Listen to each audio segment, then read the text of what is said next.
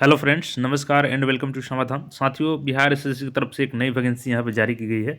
देख सकते हैं यहाँ पे 19/11/2022 विज्ञापन संख्या 02/2022। तो चलिए इस नोटिफिकेशन को हम लोग डाउनलोड करते हैं और देखते हैं कि किस पदों के लिए यहाँ पे वैकेंसी मांगी गई है और योग्यता इसकी क्या रखी गई है।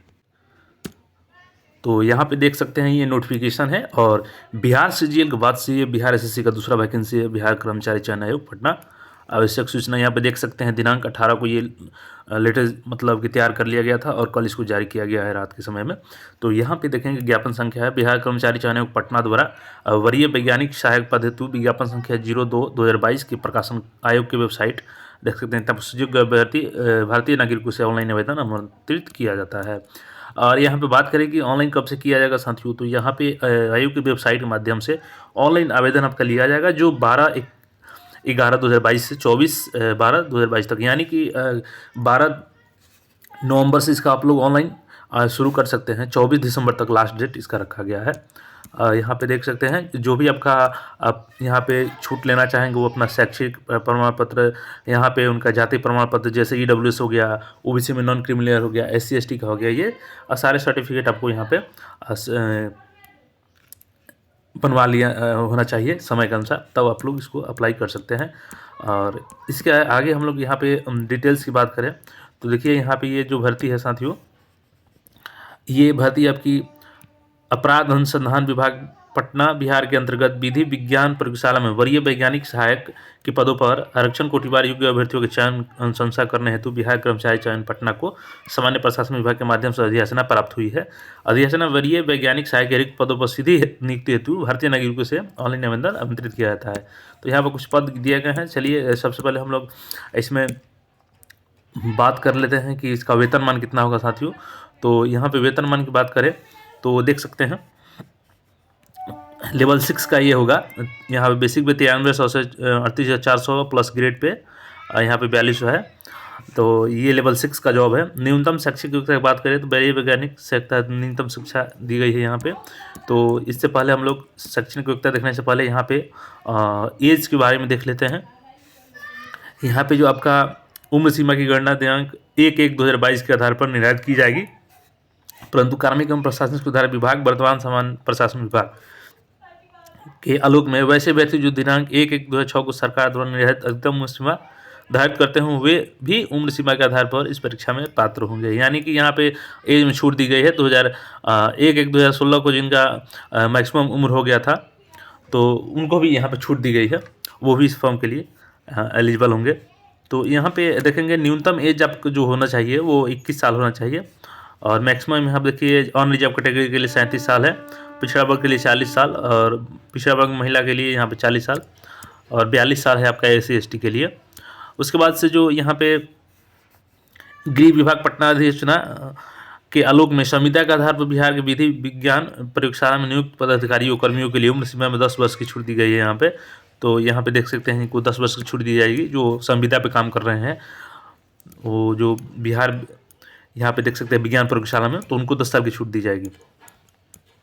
इसके अलावा यहाँ पे चयन की प्रक्रिया देखें तो चयन की प्रक्रिया साथियों यहाँ पे आपका 100 अंक के आधार पे किया जाएगा, जिसमें आपका मैट्रिक अगर फर्स्ट डिवीज़न है आपका तो 10 अंक मिलेगा, सेकंड को 8 और थर्ड डिवीज़न को यहाँ पे 6 नंबर मिलेंगे। आईएससी जो किए हैं यहाँ पे उनको फर्स्ट के लिए 12 अंक, सेकंड के लिए 10 और तृतीय के लिए 8। और वहीं बीएससी बीटेक जो किए हैं उनको 18 अंक मिलेंगे फर्स्ट और सेकंड को 15 नंबर और थर्ड वाले को 12 नंबर। और एमएससी एमए एमटेक वाले को 20 अंक मिलेगा यहाँ पे फर्स्ट, सेकंड को 18 और थर्ड को 16 अंक, यानी टोटल 60 अंक यहाँ से आपको मिल जाएंगे जो फर्स्ट डिवीज़न है, और सेकंड को 51 और थर्ड को 42 अंक। अनुभव के आधार पर यहाँ पे आपको 20 अंक मिले जाएंगे, जैसे कि पटना, भागलपुर एवं मुजफ्फरपुर में अवस्थित बिहार राज्य के विधि विज्ञान प्रयोगशाला में कार्य अनुभव के अधिकतम 20 अंक दिए होंगे। तो यहाँ से 20 अंक ले सकते हैं और इंटरव्यू के 20 अंक यानी टोटल 100 अंक रखे जाएंगे। तो इसमें एग्जामिनेशन नहीं लिया जाएगा और 100 अंक के आधार पर ही आपका मेरिट बनेगा, जिसमें मैक्सिमम 60 अंक जो है आपका वो एजुकेशनल क्वालिफिकेशन के आधार पर दिया जाएगा और 20 अंक आपका जो कार्य अनुभव है उसमें मिलेगा, जो पहले से संविदा पर काम कर रहे हैं। और उसके अलावा ऐसा नहीं है कि जो काम नहीं कर उनको नहीं मिलेगा, लेकिन उनको नंबर यहाँ पे मिलेगा जो काम कर रहे हैं, और जो 20 अंक है वो इंटरव्यू के आधार पर रखा जाएगा। देख सकते हैं यहाँ पे सुयोग्य अभ्यर्थियों का एमएससी MSc फॉरेंसिक की UGC डिग्री में मान्यता प्राप्त सरकारी गैर सरकारी विश्वविद्यालय से स्नातक होना चाहिए, प्रास्नातक होना चाहिए। यहाँ पे अभ्यर्थियों की बीटेक एवं एमटेक की डिग्री UGC यहाँ पे देख सकते हैं से मान्यता प्राप्त सरकारी गैर सरकारी संस्थान विश्वविद्यालय से सूची में सम्मिलित होना चाहिए। तो आगे यहाँ पे देखेंगे कम से कम आपको जनरल कैटेगरी से 40 अंक यहाँ पे लाना होगा 100 में, और पिछड़ा वर्ग को 36.5, अति पिछड़ा वर्ग को 34 और अनुसूचित जाति जनजाति को 32, और वही महिला वर्ग के लिए सभी वर्ग की 32% और दिव्यांग के लिए 32%। यहाँ पे देख सकते हैं कि मेधा सूची का निर्धारण कैसे किया जाएगा। तो मैंने बताया यहाँ पे कि जो आपका मार्क्स है उसके आधार पे जो नंबर मिलेंगे, प्लस आपका जो अनुभव है उसके आधार पे, और प्लस इंटरव्यू के आधार पे आपको यहाँ पे नंबर दिया जाना है। परीक्षा शुल्क की बात कर ले साथियों, तो ये सामान्य पिछड़ा वर्ग के लिए 540 रुपये, और SC ST के लिए बिहार निवासी को 135 रुपये, और सभी दिव्यांगजनों को यहाँ पे 135 रुपये दिए जाएंगे। उसके बाद से सभी जो बिहार की महिलाएं हैं उनको 135 रुपये, और बिहार राज्य से बाहर की श्रेणी जो है उनको 540 रुपये के यहाँ पे पेमेंट करना होगा। और डेट है 22 तारीख से शुरू हो जाएगा आपका, और ऑनलाइन यहाँ से आप लोग आवेदन कर लीजिएगा। और शैक्षणिक योग्यता की बात कर ले, जो पदवार कैसी वैकेंसी के लिए क्या क्या इसमें योग्यता होनी चाहिए आपकी, तो यहाँ से देखेंगे आप लोग। टोटल पदों की बात करें साथियों, तो यहाँ पे 131 पोस्ट है, और आइए इसके लिए अलग अलग पोस्ट के लिए कौन कौन सी योग्यता रखी गई है उसको देख लेते हैं।